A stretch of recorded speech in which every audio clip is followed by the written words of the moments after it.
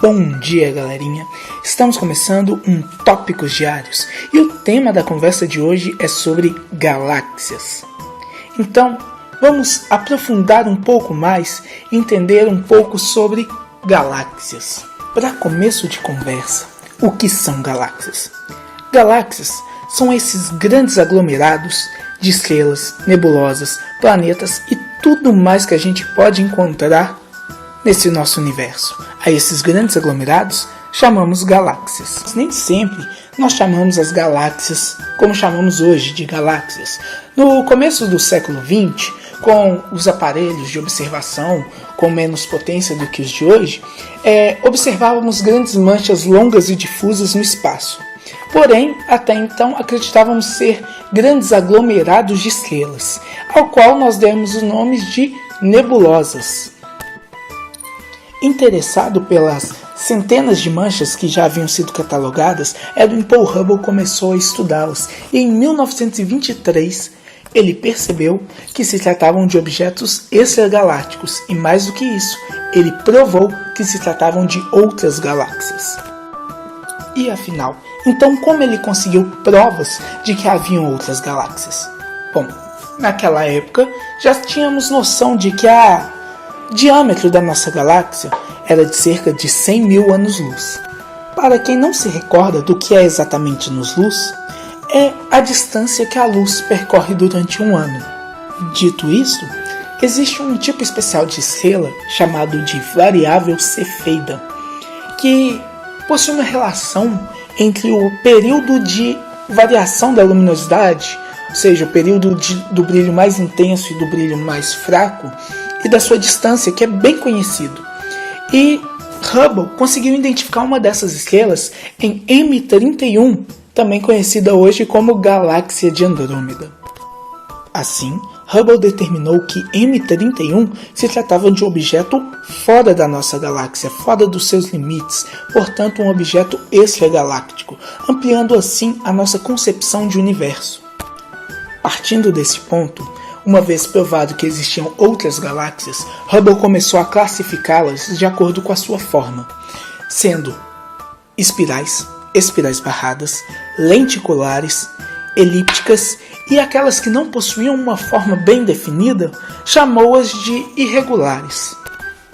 E uma vez que entendemos como se descobriram as outras galáxias e como começou o estudo das outras galáxias, vem a pergunta na mente: por que este nome, galáxias? Da onde ele surgiu? A resposta para isso está nos primórdios da astronomia, na Grécia Antiga. Se lembrando que, na Grécia Antiga, a astronomia não é como a astronomia que conhecemos hoje. A mitologia estava intimamente ligada com a astronomia. E na mitologia grega, existe uma lenda que conta que certa vez Hera, a deusa do casamento, esposa de Zeus, o deus dos céus, estava a amamentar Hércules. Quando Hércules, ainda bebê, mordeu o seio de Hera, fazendo-se esparramar leite por todo o caminho, até o Monte Olimpo. Formou-se então uma estrada de leite. Essa lenda era contada tanto na Grécia quanto em Roma. Em grego, a expressão estrada de leite é traduzida por Galactus, em romano, por Via Láctea. Então é daí que vem esses nomes.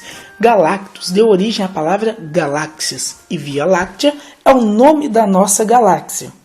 Mas afinal, por que o nome da nossa galáxia é justamente esse, Via Láctea? Se você tiver a oportunidade de sair da cidade para um lugar que não tenha poluição luminosa, poluição da atmosfera, você vai perceber no céu que existe uma espécie de faixa com uma quantidade bem maior de estrelas. Era essa faixa a que os gregos se referiam, a Via Láctea. Quando falamos de galáxias, existe mais uma pergunta que vem à mente: quantas estrelas existem na galáxia? Bom, na nossa galáxia, vamos tomar base como o Sol. A massa da nossa galáxia é calculada em 1.750 bilhões de vezes a massa do Sol. Claro Nossa galáxia não é simplesmente feita apenas por estrelas do tamanho do Sol, mas aí já dá para ter uma ideia de quantas estrelas existem na nossa galáxia. Estima-se que existem bilhões a trilhões de estrelas na nossa galáxia. Para fechar o assunto Via Láctea, é importante destacar que nós também acreditamos que no centro da nossa galáxia exista um buraco negro. Falamos dos gregos, mas todos os povos que olharam para o céu e observaram a Via Láctea enxergaram nela um significado. Por exemplo, vamos aqui mesmo para o Brasil, para os povos que habitaram nossas terras, que tal aqueles que ainda habitam, os Tupi-Guarani? Bom, na cultura Tupi-Guarani, a Via Láctea mudava de significado conforme a época do ano. Dependendo da época do ano, ela poderia ser o caminho da anta, dependendo as plumagens da ema, e ainda assim o caminho que os mortos percorreriam até o céu.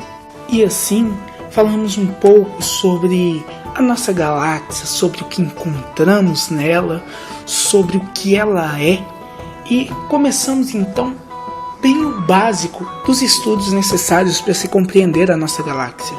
Bom, ficamos por aqui, espero ter tirado algumas dúvidas e ter até mesmo criado outras. Muito obrigado!